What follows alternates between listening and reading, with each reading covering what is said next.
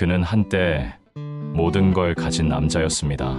거대한 회사를 이끌고 수백 명의 직원이 그 앞에 고개를 숙였죠.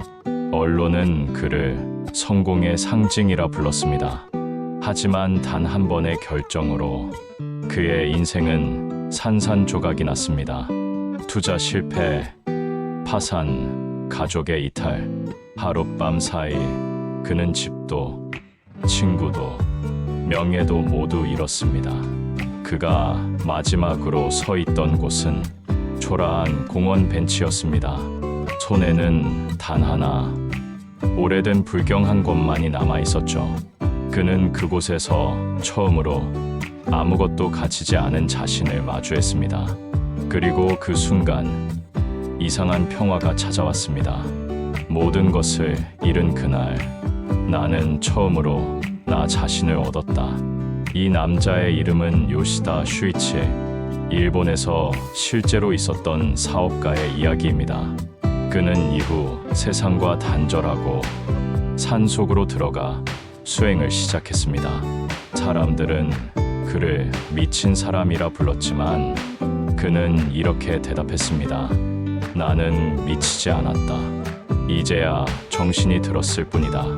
오늘 명심 플래닛에서는 비움의 순간이 우리 인생에 왜 필요한지를 이야기합니다. 가진 것을 잃는 순간 비로소 깨닫게 되는 진짜 나의 의미. 모든 것을 잃은 그 남자는 어떻게 다시 세상을 사랑하게 되었을까요? 비움이 곧 충만이다. 아무것도 가지지 않을 때 모든 것을 얻게 되리라. 법구경의 한 구절입니다. 무소유란 아무것도 가지지 않는 것이 아니라 어떤 것에도 집착하지 않는 것이다. 법정 스님이 하신 말씀입니다.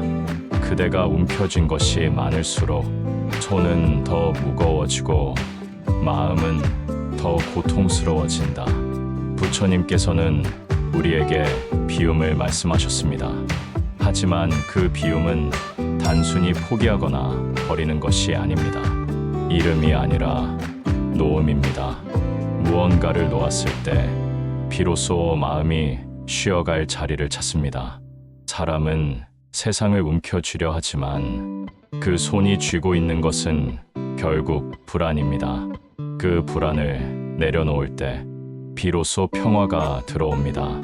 이제 이 말씀의 뜻을 조금 더 풀어보겠습니다. 비움은 단순한 철학이 아니라 삶의 붕괴 속에서 다시 일어서는 힘이기도 합니다. 우리는 살아가며 무언가를 잃을 때마다 두려워합니다. 돈을 잃을까, 명예를 잃을까, 사랑을 잃을까. 그 두려움은 결국 나라는 존재를 지탱하는 기둥이 무너질까 봐 생기는 것이죠. 하지만 부처님은 말씀하셨습니다. 그대가 잃는 것은 실은 그대가 스스로 만들어낸 허상일 뿐이다. 그 말의 의미는 단순합니다.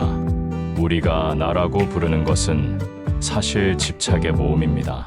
지위, 관계, 재산, 인정, 성공, 그 모든 것이 사라지면 우리는 나는 누구인가를 묻게 됩니다. 바로 그 물음이 깨달음의 시작입니다. 요시다 슈이치의 인생도 그랬습니다. 그는 한때 모든 것을 가졌지만 그 모든 것들이 자신을 옥죄고 있다는 걸 몰랐습니다. 회사와 돈, 사람들의 기대가 그를 잡아먹고 있었죠. 그는 그렇게 성공을 향해 달렸습니다. 그러나 모든 것을 잃고 난 뒤 그는 처음으로 자유라는 단어를 이해했습니다. 그는 일기장에 이렇게 썼습니다. 가진 것이 사라진 게 아니라 나를 가리던 그림자가 거쳤을 뿐이다. 우리는 흔히 비워야 채워진다는 말을 듣습니다. 하지만 실제로 그 과정을 겪어본 사람만이 압니다. 비움은 고통스럽습니다. 그 과정은 상실과 절망으로 가득 차 있습니다. 그럼에도 불구하고 그 고통을 끝까지 견디면 그 안에서 전혀 다른 나를 만나게 됩니다. 그 나는 더 더 이상 무언가를 가지려 하지 않습니다. 그저 지금 이 순간 존재 그 자체로 충분함을 압니다. 부처님은 말씀하셨습니다. 그대가 바라는 모든 것은 이미 그대 안에 있다. 이 말은 단순한 위로가 아닙니다. 세상은 언제나 부족하게 느껴지지만 사실 부족한 건 세상이 아니라 욕망의 시선입니다. 요시다 슈이치는 산속에서 하루 한 끼로 버티며 살았습니다. 그는 매일 새벽 나무 아래 앉아 명상하며 이렇게 적었습니다. 세상은 그대로인데 내 마음이 달라지니 세상이 새로워졌다. 그는 산속에서 배고픔을 느꼈지만 그 배고픔 속에 충만을 보았습니다. 이해할 수 없는 역설이죠. 하지만 바로 그 역설 속에 진리가 있습니다. 비움이란 결핍이 아니라 온전함의 다른 이름입니다. 우리가 두려워하는 이름은 사실 성장의 문턱입니다. 그 문턱을 넘지 못하면 우리는 평생 같은 욕망의 굴레 안에 머무릅니다. 더를 외치며 마음의 허기를 채우려 하지만 그릇은 아무리 채워도 바닥이 보입니다. 진짜 충만은 그릇을 버릴 때 찾아옵니다. 요시다는 말했습니다. 나는 성공할 때보다 실패했을 때 사람의 얼굴이 보였다. 성공은 나를 높이고 비움은 나를 낮춥니다. 그리고 낮아졌을 때 비로소 세상이 보입니다. 비움의 길은 쉽지 않습니다. 하지만 그 길 끝에서 우리는 알게 됩니다. 잃은 것이 슬픔이 아니라 사라진 욕망의 자리마다 평화가 피어난다는 것을. 그가 잃은 것은 재산이 아니라 자신을 가두던 거짓된 나였습니다. 그리고 그 빈자리에 진짜 나가 조용히 들어왔습니다. 이제 그의 실제 이야기를 통해 그 비움의 깨달음이 어떻게 완성되었는지를 살펴보겠습니다.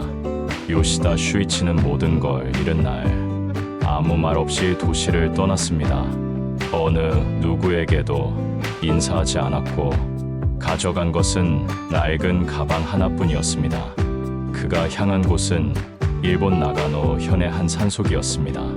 그곳에는 전기도 수도도 없었습니다. 겨울이면 눈이 허리까지 쌓였고 여름이면 벌레와 습기가 방 안을 가득 채웠습니다. 그는 처음 며칠을 거의 울며 보냈습니다. 아침에 눈을 뜨면 자신이 망했다는 사실이 머리를 때렸죠.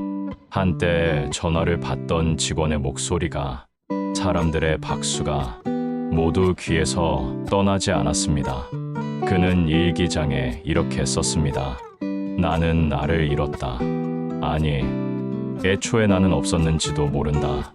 그는 하루 종일 침묵 속에 앉아 있었습니다. 그리고 어느 날 나무잎이 바람에 흔들리는 소리를 듣다 문득 이런 생각이 들었습니다. 저 나무는 아무것도 하지 않아도 존재한다.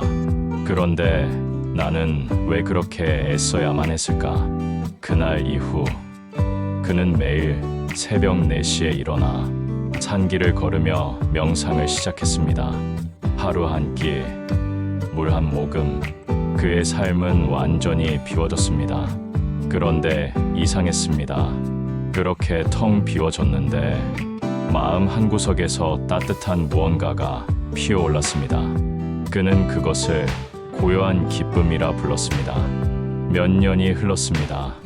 그의 수염은 허리까지 자랐고 사람들은 그를 산의 수도승이라 불렀습니다. 하지만 그는 스님도 수행자도 아니었습니다. 그저 자신을 찾아 떠난 한 인간이었을 뿐이죠. 어느 날 마을의 한 소녀가 길을 잃고 그의 오두막으로 왔습니다. 요시다는 아이에게 따뜻한 밥 한 그릇을 내주었습니다. 아이는 물었습니다. 아저씨, 왜 혼자 있어요? 그는 조용히 웃으며 대답했습니다. 혼자 있지만 외롭지 않단다. 사람 속에 있을 땐 늘 외로웠는데 이젠 혼자여도 괜찮아. 그 말은 그가 찾은 비움의 완성이었습니다. 이후 그는 다시 세상으로 내려왔습니다. 누구의 요청도 어떤 목적도 없이 그저 마음이 이끄는 대로 그는 도심의 공원에서 쓰레기를 줍고 노숙자들에게 빵을 나눠 주었습니다. 사람들은 그를 이상하게 봤지만 그는 미소 지으며 말했습니다. 이 빵은 나를 위한 거야. 누군가를 도울 때 내가 산다는 게 느껴지거든. 그는 더 이상 예전의 재벌도 실패자도 아니었습니다. 그저 지금 이 순간을 사는 사람이었습니다. 그가 세상을 떠나기 전 남긴 마지막 글에는 이런 문장이 적혀 있었습니다. 비움은 이름이 아니다. 비움은 다시 태어남이다. 그 문장은 지금도 많은 사람들의 마음속에 남아 요시다의 일기라는 이름으로 회자되고 있습니다. 요시다 슈이치의 삶은 성공에서 실패로 그리고 실패에서 깨달음으로 향한 여정이었습니다. 그는 모든 걸 잃었지만 그 이름 속에서 자신을 찾았습니다. 그가 남긴 말 한마디는 오늘을 사는 우리에게도 울림을 줍니다. 무언가를 잃고 있다면 그건 삶이 당신에게 새로운 공간을 만들고 있다는 뜻이다. 이제 그의 이야기를 우리 마음속으로 옮겨봅시다. 비움은 먼 산 속의 철학이 아닙니다. 지금 이 자리에서도 시작할 수 있는 가장 인간적인 깨달음입니다. 지금 눈을 천천히 감아봅니다. 그리고 마음속에 하나의 장면을 떠올려 봅니다. 그 장면은 어쩌면 당신이 잃어버린 무언가일지도 모릅니다. 사랑하는 사람일 수도 있고 잃어버린 기회 혹은 지나간 시간일 수도 있습니다. 그 장면을 바라봅니다. 그리고 그 안에서 조용히 이렇게 속삭여 봅니다. 이제 괜찮아. 그 말은 단순하지만 그 안에는 내려놓음이 있습니다. 우리가 붙잡고 있는 모든 것은 사실 두려움의 또 다른 이름입니다. 하지만 지금 그 손을 천천히 펴보세요. 손끝에서 무언가가 흩어져 나갑니다. 그건 미련일 수도 있고 후회일 수도 있고 아픔일 수도 있습니다. 그것들이 바람에 실려 멀리 날아갑니다. 이제 마음속 공간이 조금 더 넓어집니다. 이제 숨을 깊게 들이마십니다. 그리고 천천히 내쉬며 마음속으로 말합니다. 나는 비워갑니다. 나는 지금 충분합니다. 그 말이 입안에서 맴돌 때 당신의 가슴은 조금 더 가벼워집니다. 비움은 결핍이 아니라 자유입니다. 무언가를 가지지 않아도 당신은 이미 존재하고 있습니다. 그 존재 그 자체가 완전합니다. 이제 당신 안의 소리를 들어봅니다. 바람이 스치는 소리, 심장이 천천히 뛰는 소리, 그 모든 소리 속에서 당신은 살아있음을 느낍니다. 비움이란 이 순간에 머무는 것입니다. 과거의 그림자나 미래의 불안을 떠나 지금 이 호흡에 온전히 깃드는 것, 그것이 진짜 자유입니다. 이제 조용히 눈을 뜨세요. 주변의 세상이 조금 다르게 느껴질 겁니다. 빛이 더 부드럽고 공기가 조금 더 맑게 느껴진다면 그건 당신이 이미 비움을 경험했다는 증거입니다. 비움은 머리로 이해하는 것이 아니라 가슴으로 체험하는 것입니다. 그리고 오늘 당신은 이미 그 첫걸음을 내디뎠습니다. 모든 것을 잃는다는 건 세상이 끝나는 일이 아닙니다.